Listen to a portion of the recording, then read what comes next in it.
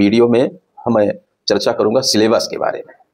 Syllabus में आप सबने देख लिया है कि इस बार की परीक्षा प्रिलिमिनरी एंड मेंस यानी प्रारंभिक और मुख्य दो प्रकार की परीक्षा होगी, जिसका tier first and tier second यानी टीयर 1 और टीयर 2 दो परीक्षाएं होंगी। जो फर्स्ट आपका टीयर 1 है वो सामान्यतया एक कॉमन टाइप का है। जैसे यदि चर्चा करें टीजीटी का, तो टीजीटी के सभी सब्जेक्ट्स के जो सिलेबस है उसके जो पार्ट्स हैं वो लगभग कॉमन है।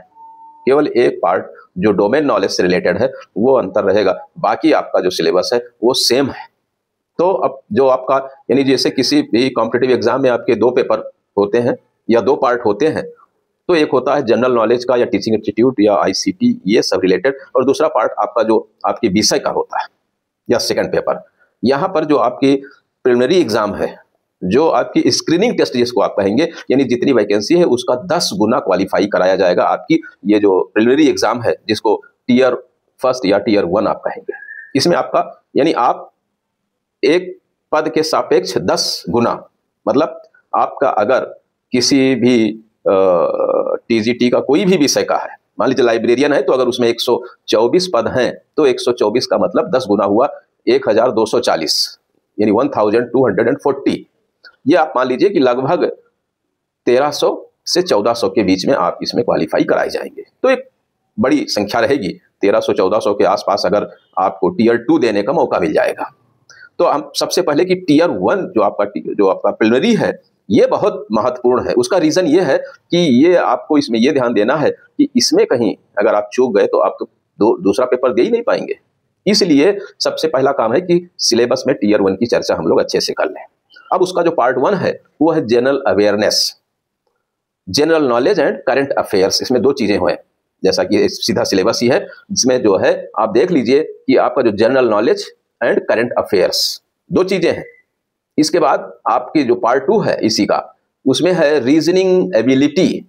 रीजनिंग एबिलिटी में आपका puzzles and seating arrangement, data sufficiency, statement based questions, मतलब जो आपका वर्बल या रीजनिंग के आधार पर, इन इक्वलिटी असमानता, ब्लड रिलेशन। अब ब्लड रिलेशन मतलब जैसे ये कि उसमें आता है नहीं क्वेश्चन, आप लोगों ने देखा भी होगा कई कॉम्पिटिटिव एग्जाम में कि भाई वो हमारे वो जो महिला है वो एक संकेत करती है दूसरे पुरुष की, ये मेरे मामा का लड़का का चाचा का इसकी बहन ये है, इस तरीके से। मतलब आपको ये देखना है कि इसका क्या रिलेशनशिप है, मेरी बहन है, फुफेरी है, या ये क्या रिलेशन है, इस तरीके का उसमें ब्लड रिलेशंस पर। फिर इसके बाद है sequences and series, direction tests, direction के बारे में, और फिर एजर्शन एंड रीजन यानी जो आपका कथन और उसका कारण, और फिर वेन डायग्राम। वेन डायग्राम भी बहुत महत्वपूर्ण है रीजनिंग में खास करके। तो आप देख रहे हैं कि ये जो 10-10 के हैं, मतलब इतने पार्ट हैं कि हर एक चीज से एक क्वेश्चन बनेगा या किसी से 2 क्वेश्चन, बस इससे ज्यादा नहीं रहेगा रीजनिंग एबिलिटी में। तो रीजनिंग एबिलिटी को भी थोड़ा गंभीरता से लेना होगा। हालांकि ये इसमें मतलब ये 10 क्वेश्चन है, और जनरल अवेयरनेस में भी 10 क्वेश्चन है। जनरल अवेयरनेस में जो आपका पहला पार्ट है जनरल नॉलेज, उसमें आपके सारे विषयों की मतलब सामान्य ज्ञान है। वो सामान्य ज्ञान के अंतर्गत आपका हिस्ट्री है, ज्योग्राफी है, आपकी पॉलिटी है, आपका इकोनॉमी है, आपका जो है जो कहने का मतलब कि, और उसके साथ करंट अफेयर्स जो आपकी समसामयिक घटनाएं हैं वो जो साल भर की लगभग उन पर जो क्वेश्चंस बनेंगे वो होंगे। दूसरा आपका रीजनिंग एबिलिटी हो गया। तीसरा पार्ट है knowledge of ICT, information communication and technology का ज्ञान। तो इसमें जो है कंप्यूटर की बेसिक चीजें, जैसे आपका fundamentals of computer system, basics of operating system, MS Office यानी Microsoft Office, keyboard shortcuts and their uses, important computer terms and abbreviations, जो हमारी कंप्यूटर में आईसीटी में तमाम ऐसे टर्म्स हैं, है ना, उनके बारे में अच्छी सी जानकारी, computer networks and cyber security and internet. बस ये है, और इसमें जो है आपका है 15 क्वेश्चन। तो इस तरीके से आपका वो 10-10 क्वेश्चन, ये 15 क्वेश्चन, ये थोड़ा सा। तो इसलिए नॉलेज ऑफ आईसीटी ये खास करके आपको विशेष करके इस पर और ज्यादा ध्यान फोकस करना होगा। फिर आपका जो पार्ट 4 है वो है टीचिंग एप्टीट्यूड। टीचिंग एप्टीट्यूड में मतलब ये है आपकी शिक्षण, यानी एक शिक्षक के रूप में आपके अंदर क्या क्वालिटी होनी चाहिए, आपके अंदर क्या योग्यता, क्या क्षमता होनी चाहिए, इसकी टेस्ट होनी है इसमें। तो इसमें टीचिंग नेचर, यानी शिक्षण, शिक्षण की जो प्रकृति है, कैरेक्टरिस्टिक्स उसकी विशेषताएं, ऑब्जेक्टिव्स, उद्देश्य एंड बेसिक रिक्वायरमेंट्स, एक जो बेसिक यानी मूलभूत जो आवश्यकता है, लर्नर्स कैरेक्टरिस्टिक्स यानी जो हमारे विद्यार्थी हैं, शिक्षार्थी हैं, लर्नर्स हैं, उनकी विशेषताएं, and factors affecting teaching, teaching को प्रभावित, शिक्षण को प्रभावित करने वाले कारक, मेथड्स ऑफ टीचिंग, टीचिंग के methods, and teaching ads and evaluation system.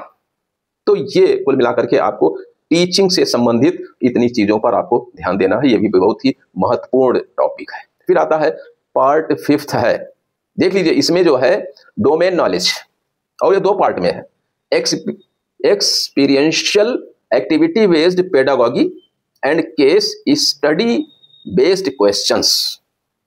इसमें आप लोग भ्रम में मत रहिए, जिस तरीके से लिखा है डोमेन नॉलेज, मतलब जो जिस विषय का होगा उस विषय से संबंधित आपके क्वेश्चन में प्रश्नोत्तर होंगे।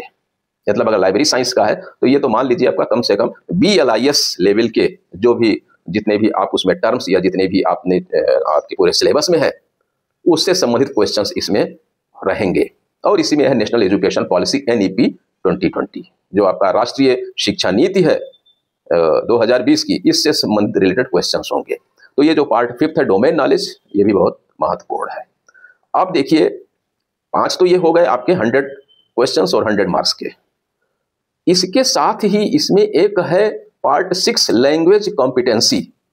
ये बहुत ही महत्वपूर्ण है, इसलिए महत्वपूर्ण है कि ये आपका क्वालिफाइंग, जब आप ये पार्ट 6 यानी लैंग्वेज, भाषा की जो आपकी कॉम्पिटेंसी है, इसको आप क्वालिफाई करेंगे तभी ऊपर के जो आपके 5 पार्ट हैं वो आपके इवेल्युएट होंगे, अन्यथा नहीं होंगे बगैर ये पार्ट 6 आपकी जो लैंग्वेज। अब इसमें आप फॉर्म जब आप सबमिट करेंगे, अभी फॉर्म भरते समय इसका विशेष ध्यान रखिए, इसमें जो है 3 पार्ट, एक तो जनरल इंग्लिश सबके लिए कंपलसरी है, दूसरा जनरल हिंदी, ये सबके लिए कंपलसरी है। हिंदी एंड इंग्लिश यानी सामान्य अंग्रेजी और सामान्य जो है हिंदी, ये दोनों 2 तो पार्ट ये कंपलसरी है।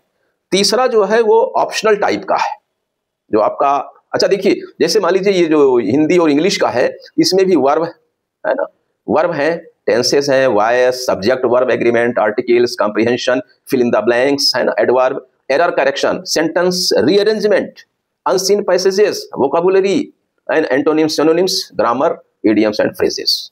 ये आपकी जनरल इंग्लिश की चीजें हैं, ये सामान्यतः यही होती हैं। दूसरा पार्ट आपका आता है जनरल हिंदी, सामान्य हिंदी, संधि समास, विलोम शब्द है, पर्यायवाची, सामान्य शुद्धि है, वाक्यांश के लिए एक शब्द, मुहावरा, लोकोक्ति, अपठित गद्यांश पर आधारित प्रश्न, ये हिंदी का है। जो मेरा तो इसमें यही सुझाव है आप सबको कि यदि आप हिंदी माध्यम के हैं, हिंदी आपकी थोड़ी ठीक ठाक है और इंग्लिश थोड़ी वीक है, तो आपका जो रीजनल लैंग्वेज में जो तीसरा आपको वो पार्ट लेना है, इसमें जो आपका पार्ट C है, उसमें आप हिंदी ले लीजिए। यदि आपकी हिंदी अच्छी नहीं है, इंग्लिश मीडियम के हैं, आपने कॉन्वेंट से पढ़ाई की है, आपकी हिंदी थोड़ी वीक होगी, आपका इंग्लिश अच्छा बढ़िया होगा, लेकिन ये कि हाँ ग्रामर का सही है, तो आप थर्ड वाला जो रीजनल लैंग्वेज में जो आपको ऑप्ट करना है, वो आप ऑप्शनल पेपर में से इंग्लिश ले लीजिएगा। तो आपके 2 पार्ट इंग्लिश के, एक हिंदी के हो जाएंगे, और यदि जिनका हिंदी मीडियम है, इंग्लिश वीक है, उनका 2 पार्ट हिंदी हो जाएगा, एक इंग्लिश रहेगा। तो इस तरीके से आप ये चीज का देख लीजिए कि आपको जो पार्ट 6 का जो आपकी लैंग्वेज कॉम्पिटेंसी है, उसमें आपको कौन सा आपको सुटेबल होगा, उसी के आधार पे आप अपनी तैयारी करिएगा, और उसी के आधार पे आप अपना ये एग्जाम में आप इसको सॉल्व करिएगा। क्योंकि ये इसमें है 40%, यानी अगर आपका जैसे 30 मार्क्स के हैं, 10 general English, 10 general Hindi and regional language पर भी 10 मार्क्स, तो इसमें भी कुल मिलाकर के ये जो 30 मार्क्स के हैं 30 नंबर के, इस 30 में से आपको 40% मीन्स 12 नंबर। अगर आपका ये 30 में से 12 नंबर नहीं आया, 11 रह गया, 10 रह गया, तो फिर आपके पूरा सब कुछ किए धरे पर पानी फिर जाएगा, आपका कॉपी आपकी इवेल्युएट ही नहीं होगी, कुछ नहीं होगा, यहीं से समाप्त हो जाएगा। इसलिए इस पर आपको विशेष ध्यान देना है कि कम से कम इतना हो जाए, और घबराने की बात नहीं, इतना हो जाएगा। क्योंकि ये जो तीसरा मिल गया आपको ऑप्शन, या आप अगर इंग्लिश मीडियम के हैं तो इंग्लिश आप ऑप्ट कर लीजिएगा, हिंदी के हैं तो हिंदी में कर लीजिए, बाकी जो जिस क्षेत्र का है वो अपना उस लैंग्वेज वो जो जिसकी अपनी भाषा है, लैंग्वेज है, उसमें कर लेगा। अगर आप करेगा तो उसकी पकड़ अच्छी हो जाएगी, वो उस पर क्वेश्चन अच्छे से कर लेगा और इस तरीके से आपका टियर 1 आप सब क्वालिफाई हो जाएंगे। और टियर 1 क्वालिफाई होते ही आपका कुछ ही दिन में टियर 2 आ जाएगा। इसलिए अभी से आप इस तरीके की तैयारी करिए कि टियर 1 और टियर 2 को अलग मान के मत चलिए। हाँ, इतना ध्यान दीजिए कि टियर 1 के लिए आप विशेष रूप से आपकी जो है, जो ये पूरे वो हैं, है ना, उनकी सारे पार्ट्स की अच्छे से तैयारी करिए।